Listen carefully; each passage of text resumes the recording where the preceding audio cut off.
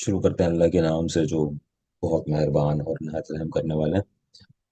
अच्छा बेटा, unit number 3 के न्यूमेरिकल्स इस लेक्चर में हमें करने हैं। बुक के न्यूमेरिकल्स हैं और इसमें हम आज की क्लास में पहला न्यूमेरिकल जो है वो स्टार्ट कर रहा है। चलो जी, क्वेश्चन पढ़ लेते हैं। पहला इसमें कह रहा है कि अ कार वेइंग 9800 न्यूटन्स, एक कार है, उसके वेट की वैल्यू आपको गिवन है। तो सबसे पहले तो हम इसके डाटा में उस कार का वेट लिख देते हैं जनाब, जो हमें गिवन है कितना, 9800 के बराबर। अच्छा जी, कह रहे is moving with a speed of 40 kilometre per hour. वो कार जिस स्पीड से मूव कर रही है उसकी इनिशियल वेलोसिटी इज मूविंग, वो वैल्यू हो गई हमारे पास 40 किलोमीटर पर आवर। ये वैल्यू हमें गिवन। अब हम ये बात जानते हैं कि इस किलोमीटर पर आवर को कन्वर्ट करवाना पड़ेगा मीटर पर सेकंड के अंदर। तो किलोमीटर को मीटर में कन्वर्ट करने के लिए 1000 से मल्टीप्लाई करना होगा, और आवर्स को मिनट्स में कन्वर्ट करने के लिए हर एक आवर में 60 मिनट्स और 60 सेकंड्स यानी 3600 से डिवाइड करना पड़ेगा। जब ऐसा कर देंगे तो ये आंसर आ जाएगा 11.11 मीटर पर second. On the application of the brakes it comes to rest. Brakes apply करने के बाद वो कार रेस्ट में आ गई। रेस्ट में आने का मतलब ये हो गया कि उसकी फाइनल वेलोसिटी यानी वीएफ की वैल्यू 0 के बराबर हो। After travelling a distance of 50 metres, कितना डिस्टेंस कवर करने के बाद, भाई डिस्टेंस की वैल्यू बता दी है इसने आपको 50 मीटर्स के बराबर। Calculate the average retarding force. इस कार को जो रोकने वाली एवरेज फोर्स है, दैट इज रिटार्डिंग फोर्स, उस रिटार्डिंग फोर्स की वैल्यू हमने मालूम करनी है। ये रिटार्डिंग फोर्स हमें कैलकुलेट करके बतानी है कि कितनी हो।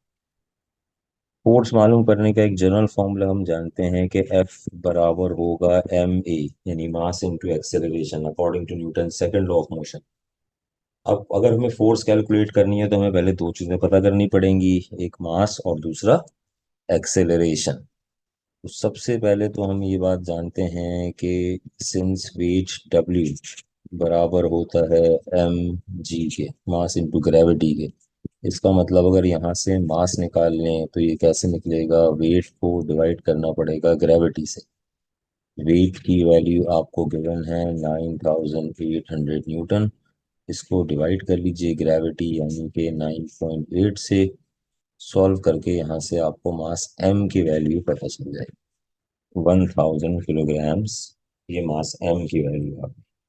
अच्छा जी, फोर्स निकालने के लिए मास और एक्सेलरेशन पता करना था। मास की वैल्यू हमने कैलकुलेट कर ली, अब एक्सेलरेशन हमें मालूम करनी है। एक्सेलरेशन मालूम करने के लिए आप जानते हैं कि तीन इक्वेशंस हमारे पास हम यूज कर सकते हैं। एक है first equation of motion, v f equals to v i plus a t. एक है second equation of motion, s equals to v i t plus half a t square. इन दोनों इक्वेशंस में अगर आपको एक्सेलरेशन ए निकालना है तो टाइम टी पता होना चाहिए, लेकिन टाइम टी की वैल्यू तो हमारे गिवन डाटा में नहीं है। तो इसलिए हम क्या करेंगे, बजाय इन दोनों इक्वेशंस के यानी फर्स्ट इक्वेशन ऑफ मोशन और सेकंड इक्वेशन ऑफ मोशन, इसकी जगह पर हम यूज कर लेंगे थर्ड इक्वेशन ऑफ मोशन। क्या है जनाब third equation of motion, since two a s बराबर है v f square minus v i square के।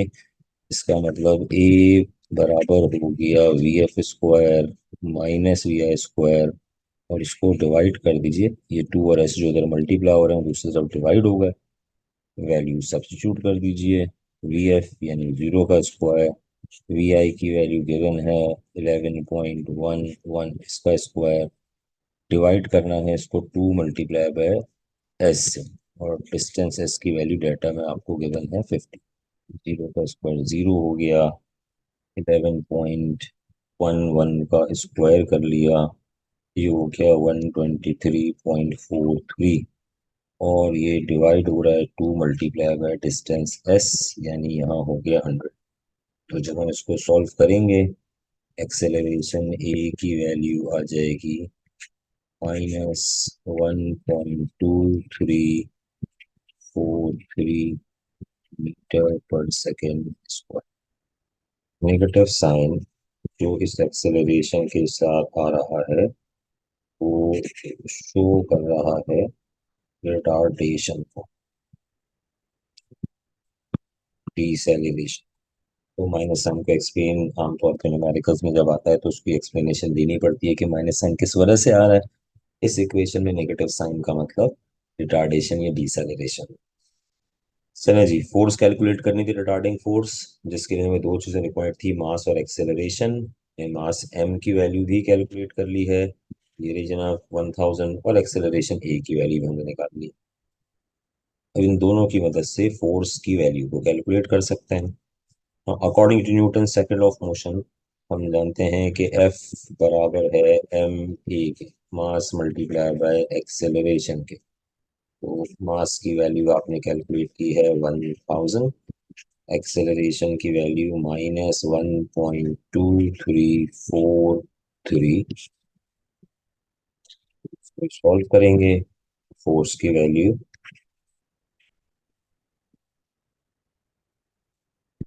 -12343 न्यूटन्स में इसकी वैल्यू आ जाएगी। इस आंसर के साथ भी नेगेटिव साइन आ रही है। अब फोर्स के साथ नेगेटिव साइन आ रहा है तो किस बात को शो कर रहा है कि जो नेगेटिव साइन है वो शो कर रहा है रोकने वाली फोर्स, ब्रेकिंग फोर्स, डीसेलरेटिंग फोर्स या रिटार्डिंग फोर्स। क्योंकि सवाल में लफ्ज रिटार्डिंग फोर्स कह रहा था तो हमने भी ये लिख दिया कि नेगेटिव साइन रिटार्डिंग फोर्स को शो कर रहा है। तो हम इसका रिजल्ट क्या लिख सकते हैं कि therefore the average retarding force is 1234.3 Newton's. अब जब हम रिजल्ट में एवरेज रिटार्डिंग फोर्स लिख रहे हैं तो इसके साथ माइनस साइन नहीं लगाएंगे। देखिए न्यूमेरिकल में सॉल्व करते हुए हमें कैसे पता चलेगा कि जो फोर्स हमने कैलकुलेट की है रिटार्डिंग है या नहीं है, वो हम इस माइनस साइन से पता चलेगा हमें। जब हमने न्यूमेरिकल सॉल्व कर लिया, नेगेटिव साइन इसमें आ गई तो ये पता चल गया रिटार्डिंग फोर्स है। जब ये पता चल गया कि रिटार्डिंग फोर्स है और मैं यहाँ लिख रहा हूँ जुमला कि therefore the average retarding force, तो माइनस साइन नहीं लगाऊंगा। हाँ, अगर मैं इसका रिजल्ट ऐसे लिखता कि therefore the average force, तो फिर ये बताने के लिए कि रिटार्डिंग है माइनस साइन लगानी पड़े। ये ऑलरेडी हमने लिख दिया रिटार्डिंग फोर्स है तो इसके साथ दोबारा नेगेटिव साइन नहीं लगा। ये था जनाब हमारा बुक का पहला न्यूमेरिकल, प्रॉब्लम नंबर 1। अच्छा ना, दूसरा question, question number 2। Helicopter weights 3920 newton. एक हेलीकॉप्टर का वेट हमें गिवन है और उसकी वैल्यू है 3920 न्यूटन के बराबर। Calculate the force on it if it is ascending up, यानी वो अपवर्ड मूव कर रहा है। कितने रेट से भाई, फोर्स मालूम करें, एफ की वैल्यू डिटरमाइन करें। कब? जब वो असेंड कर रहा है, अपवर्ड जा रहा है, कितनी एक्सेलरेशन से, 2 मीटर पर सेकेंड स्क्वायर से। फिर पूछता है कि what will be the force on the helicopter if it is moving up with a constant speed of 4 metre पर सेकेंड। फिर वो अपवर्ड मूव कर रहा है अगले पार्ट में, मगर अब वो एक कांस्टेंट वेलोसिटी से मूव कर रहा है जो है 4 मीटर पर सेकेंड के बराबर। अगर इसको यहाँ पे ऐसे समझे कि जैसे एक ऑब्जेक्ट है, हेलीकॉप्टर की जैसे वहां पे बात की जा रही है, इसका वेट लग रहा है डाउनवर्ड डायरेक्शन में। इसको मूव करने के लिए जो अपवर्ड फोर्स है वो है, जिसकी वैल्यू हमें मालूम कर। अब हम ये जानते हैं कि दो ऑब्जेक्ट पे फोर्स लग रही हैं, दोनों ऑपोजिट डायरेक्शन में है, उनकी जो नेट फोर्स निकालेंगे वो ज्यादा में से कम कर माइनस करके निकालेंगे। अब चूंकि सवाल में हमें इसने क्या बताया हुआ है कि हेलीकॉप्टर अपवर्ड जा रहा है, इसका मतलब अपवर्ड लगने वाली फोर्स एफ की वैल्यू ज्यादा है इसके मुकाबले में, डाउनवर्ड फोर्स के मुकाबले में। तो नेट फोर्स कैसे निकालेंगे? ज्यादा फोर्स में से कम को सब्ट्रैक्ट कर देंगे। तो यहाँ भी हम यही काम करेंगे कि अगर हमें नेट फोर्स निकालनी है तो ज्यादा फोर्स में से कम को सब्ट्रैक्ट कर देंगे। देखिए भाई, एफ नेट निकालने के लिए ज्यादा फोर्स में से एफ में से डब्ल्यू को माइनस कर दी। ये कैसे पता चला कि एफ ज्यादा है, यानी अपवर्ड फोर्स ज्यादा है, क्योंकि हेलीकॉप्टर अपवर्ड मूव कर रहा है, असेंडिंग अप। जो फोर्स, जिस डायरेक्शन में फोर्स ज्यादा होगी ऑब्जेक्ट उसी डायरेक्शन में मूव करेगा। हमें चूंकि अपवर्ड मूव करवाना है तो इसका मतलब अपवर्ड फोर्स ज्यादा होनी चाहिए। Net force Newton second of motion के तहत खुद बराबर होगी एम ए के। फोर्स एफ की वैल्यू आपने मालूम करनी है। वेट ऑफ द हेलीकॉप्टर आपको गिवन है। अब इस फॉर्मूले में आपको एक्सेलरेशन ए गिवन है, मास एम आपके पास नहीं है, इसका मतलब आपने मास एम कैलकुलेट करना पड़ेगा। तो भाई वही हम काम करते हैं, ये बात जानते हैं कि वेट डब्ल्यू बराबर होता है एम जी के। इसका मतलब मास कैलकुलेट करने के लिए वेट को ग्रेविटी से डिवाइड कर देंगे। वेट की वैल्यू गिवन है 3920 न्यूटन। ग्रेविटी यानी 9.8 से डिवाइड कर दिया। यहाँ से मास एम की वैल्यू आ जाएगी 400 kg के बराबर। सॉल्व कर लें इसको बेटा। मास एम की जगह पे रखा हमने 400, एक्सेलरेशन ए गिवन है 2, एफ मालूम करना है, वेट की वैल्यू है 3920।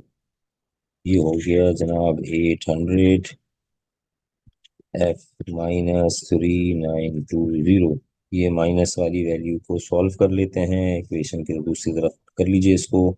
ये बन जाएगा 800 प्लस 3920। सॉल्व करके यहाँ से फोर्स की वैल्यू आपको मालूम हो जाएगी। ये उस वक्त की फोर्स आई है जब हेलीकॉप्टर अपवर्ड मूव कर रहा है, जब हेलीकॉप्टर अपवर्ड मूव कर रहा है एक्सेलरेशन के साथ। इस एक्सेलरेशन की वैल्यू हमें गिवन है 2 मीटर पर सेकंड स्क्वायर। दोबारा हमने यही काम करना है, मगर अब हमने कैलकुलेशन करनी है उस वक्त के लिए जब वो कांस्टेंट वेलोसिटी के साथ मूव कर रहा है। देखिए भाई, एफ नेट बराबर है एफ माइनस डब्ल्यू के। फिर नेट फोर्स बराबर है एम ए एफ माइनस डब्ल्यू के।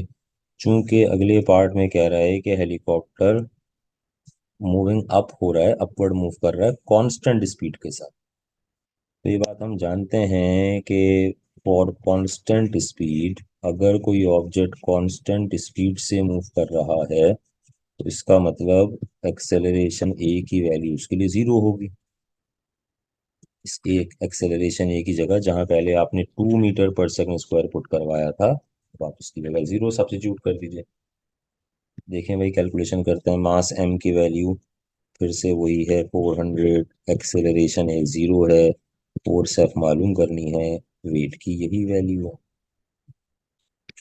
लेफ्ट हैंड साइड पे जीरो रह गया। बस यहाँ से अगर हम फोर्स की वैल्यू को कैलकुलेट कर लें तो अब जो फोर्स होगी वो वही होगी जो ऑब्जेक्ट का वेट है।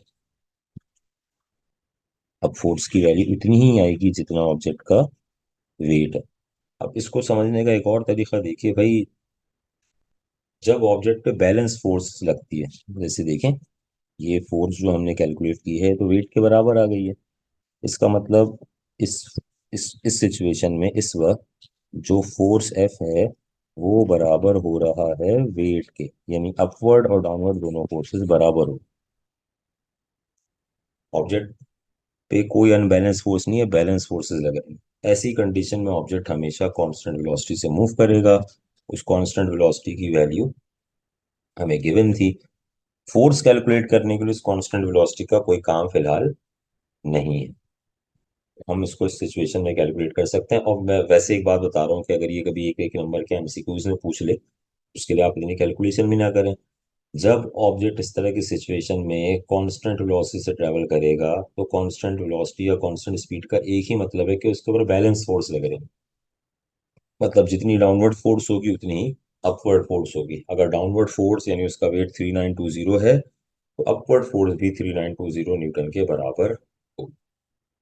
चलो जनाब, तुम ये इसका रिजल्ट ऐसे लिख सकते हैं कि जब हेलीकॉप्टर असेंड कर रहा होगा 2 मीटर पर सेकंड स्क्वायर के साथ तो उस पर लगने वाली फोर्स 720 न्यूटन के बराबर है। जबकि अगर वो कांस्टेंट वेलोसिटी से असेंड कर रहा है 4 मीटर पर सेकंड से तो उस वक्त उस पर लगने वाली फोर्स 3920 न्यूटन के बराबर।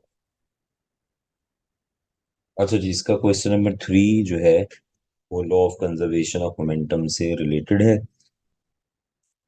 अब सवाल में पढ़ता जाता हूँ, जरा इसका डाटा समझते रहिए। सवाल में कह रहा है कि 100 ग्राम्स बुलेट सबसे पहले आपको बुलेट का मास गिवन है 100 ग्राम्स के बराबर।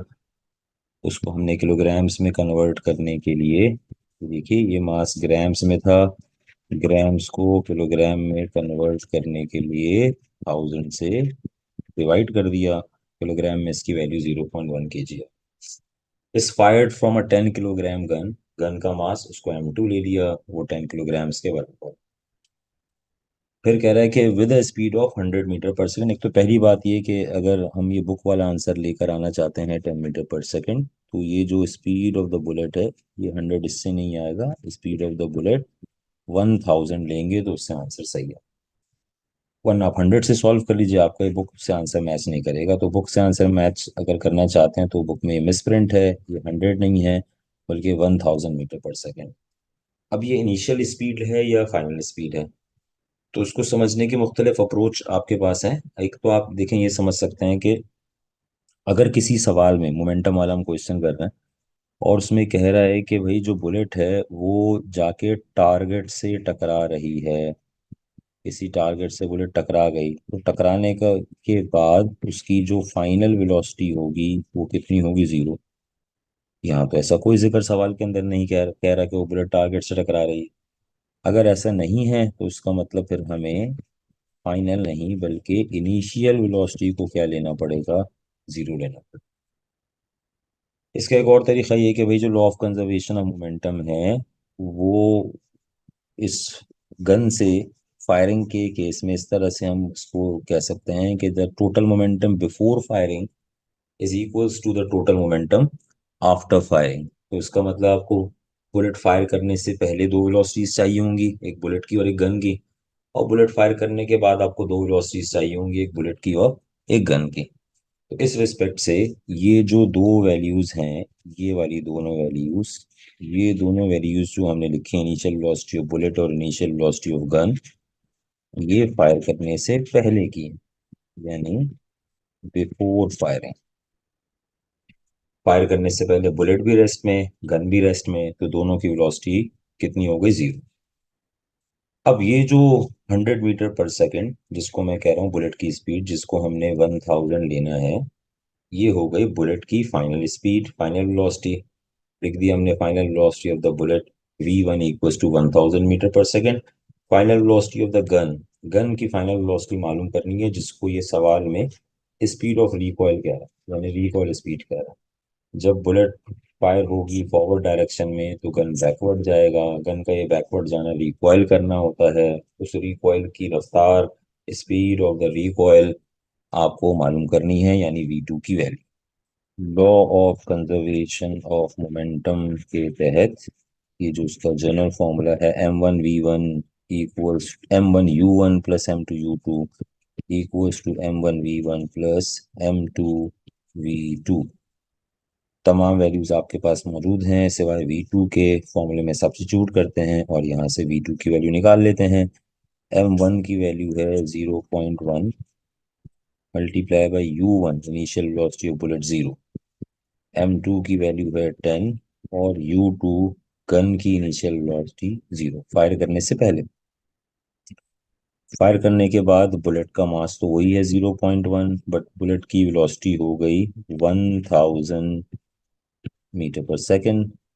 इसी तरह से गन का मास m2 10, जबकि गन की वेलोसिटी, फाइनल वेलोसिटी v2, जिसको हम रिकॉइल स्पीड कह रहे हैं, वो हमें मालूम करनी है। ये जो दो वेलोसिटीज थी बिफोर फायरिंग थी, तो ये जो दो वेलोसिटी हो जाएंगी ये आफ्टर फायरिंग है, फायर करने के बाद ही हम रिकॉल स्पीड कैलकुलेट करें। इक्वेशन को सॉल्व कर लें जनाब। यहाँ पे ये 0.1 को 0 से मल्टीप्लाई किया, ये भी 0 हो गया, 10 मल्टीप्लाई बाय 0 भी 0 हो गया, ऐड किया तो ये 0 रहा।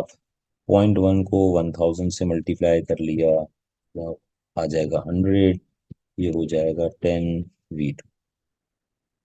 इस इक्वेशन को अरेंज कर लेते हैं तो यहाँ जाकर ये हो गया -100, 10v2 के साथ मल्टीप्लाई हो रहा है तो ये 10 इधर डिवाइड हो गया। सॉल्व करके यहाँ से v2 की वैल्यू आ जाएगी जनाब -10 मीटर पर सेकेंड। अब अगेन हम जानते हैं कि नेगेटिव साइन को हमें एक्सप्लेन करना पड़ेगा, तो इस वेलोसिटी के साथ ये जो नेगेटिव साइन आ रहा है, ये ऑपोजिट डायरेक्शन शो कर रहा है गन की, यानी गन फायर करने के बाद ऑपोजिट डायरेक्शन में जाएगी, बैकवर्ड जाएगी। और हम जानते हैं गन के इस बैकवर्ड जाने को रिकॉइल करना कहते हैं। हम ये लिख सकते हैं कि negative sign shows recoiling of gun, ये गन के रिकॉइल करने को शो कर। बस देखिए बेटा, इसी को हमने रिजल्ट बना के लिख दिया कि therefore the speed of the recoil of gun is 10 metre पर सेकेंड। चूंकि हमने यहाँ पे रिकॉइल का जुमला यूज कर लिया, बता दिया कि रिकॉइल स्पीड है, तो माइनस साइन नहीं लगा। न्यूमेरिकल में जब कैलकुलेट कर रहे थे तो इस माइनस साइन से पता चलेगा कि ये रिकॉइल स्पीड है। कल में तो यहाँ हमें कैसे पता चलेगा कि ये रिकॉइल स्पीड है नहीं, हम इस नेगेटिव साइन से पहचानेंगे। वन समय पता चल गया कि रिकॉइल स्पीड है। जब रिजल्ट लिखेंगे कि therefore the recoil speed of gun, तो माइनस साइन नहीं लगाएंगे। हाँ, अगर इसका रिजल्ट ऐसे लिखते कि therefore the speed of the gun is, फिर आपको माइनस साइन लगानी पड़ती है बताने के लिए कि स्पीड रिकॉइलिंग स्पीड है। अभी हम जुमला लिखी ऐसे रहेंगे therefore the speed of the या recoil speed of the gun, तो हम यहाँ पे फिर माइनस साइन नहीं लगाएंगे।